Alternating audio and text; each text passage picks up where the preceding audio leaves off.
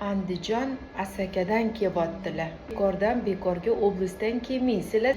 Kirib kelganingizdan aytdim, jim o'tiring, yoting, ko'rib bo'ling, gaplashamiz dedim. Endi gapiring. Sizga nima deyishdi?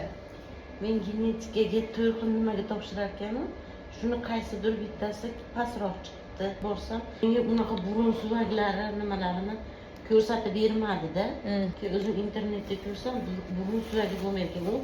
Down kasalligiga nima ekan u? Da, Moyilligi bor ekan. to'g'ri. Ko'nglim bo'lmasdan buni internetda topib olib turib, men Toshkentga ketaman. O'zingizni ko'nglingiz to'lmagani, bolangizni sog'lig'i haqida to'liq gapirilmagani uchun o'zingiz kelyapsiz, to'g'rimi?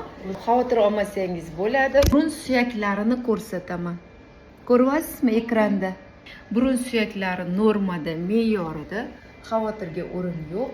Onajonlarimizga kuch-quvvat, sabr-toqat va vahima qo'rquvlarni yengish uchun albatta yaxshi mutaxassis ko'rigini tavsiya etamiz.